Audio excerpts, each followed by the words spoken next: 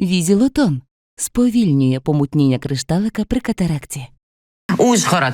Важливий візит там триває. Вже говорили ми із Тізенгаузеном, що приїхав міністр закордонних справ Угорщини Петер Сіярто. В нього, напевно, було не дуже щасливе лице, коли він їхав, тому що Financial Times напередодні вийшла з публікації, де сказала, що якщо Орбан, Угорщина і вся ця компанія разом із Сіярто буде й далі блокувати виділення Україні допомоги і далі шантажувати Європейський Союз, то як в цьому житті і буває, їм відповідь прилетить тим самим, в тій самій конфігурації, і їх теж позбавлять і фінансування, і всього, і фактично ведуть санкції проти свого члену Європейського Союзу, бо як не розуміє Орбан іншої мови, то будуть говорити до нього його ж стилем і риторикою. Так от, в Ужгороді, повідомляє вже Офіс президента України, прибув туди до Ужгорода міністр зовнішньої економіки і закордонних справ Угорщини Петер Сіярто, який, гроші він може і вміє рахувати. Керівник Офісу президента України Андрій Єрмак там, міністр закордонних справ України Дмитро Кулеба там. Розпочинають вони зустріч із угорською делегацією. Ми, звісно, будемо за нею дуже пильно стежити.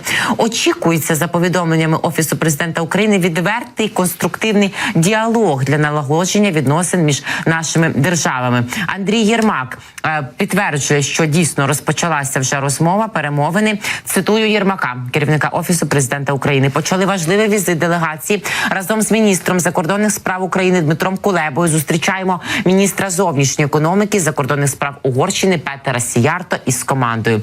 Працюємо, пише Єрмак, щоб налагодити відносини, потрібен відвертий та конструктивний діалог. Ми готові. Ми готові дійсно, готові завжди з усіма до відкритих і конструктивних діалогів. Головне, аби готова була до цього Угорщина, яка так видається, що не завжди, принаймні, демонструє зовсім іншу готовність до шантажу, готовність до спекуляцій часом демонструє Угорщина.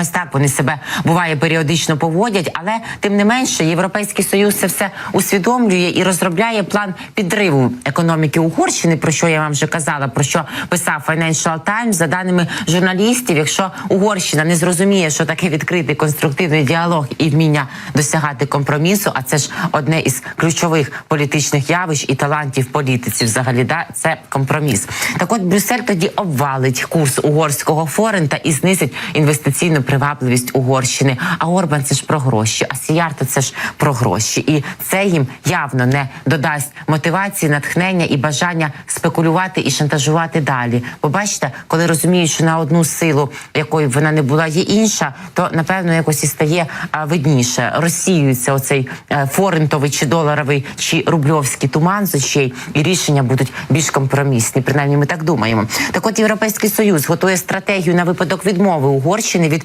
узгодження нового пакета фінансової підтримки для України, яка передбачає вплив на економіку країни. Про це повідомляє видання The Financial Times. І посилаються вони на внутрішні документи Євросоюзу. Згідно з цією інформацією, планується, що Брюссель проведе дії із депреціації угорського форинта, фактично обвалить його і зменшить таким чином інвестиційну привабливість Угорщини з метою завдати шкоди робочим місцям і зростанню економіки. Бачите, а це ж уже не сподобається і виборцю Орбана, і суспільству угорському, яке і без того взагалі підтримує Україну і не думаю, що задоволено такими діями Орбана. Ну, частина, звісно, не вважає своїм зайнята, але коли кожен, і один, і другий, і перший, всі і кожен відчують на собі вже безпосередньо у своєму гаманці таку неузгоджену з Європейським Союзом, яко кажучи, хамську поведінку Орбана, от тоді я думаю, що вони теж подивляться, прийдуть до нього під стіни і скажуть: ай-яй-яй, Вікторе, щось не те ти робиш.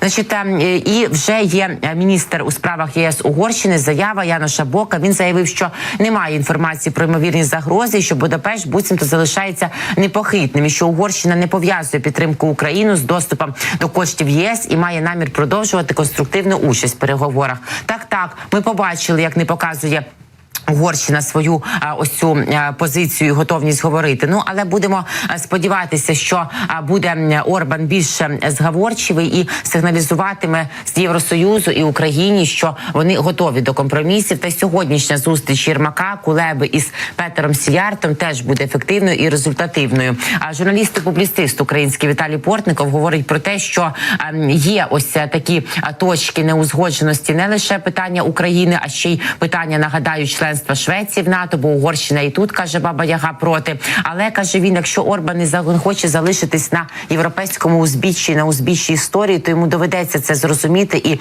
домовлятися. Коротко почуємо, що каже Портніков.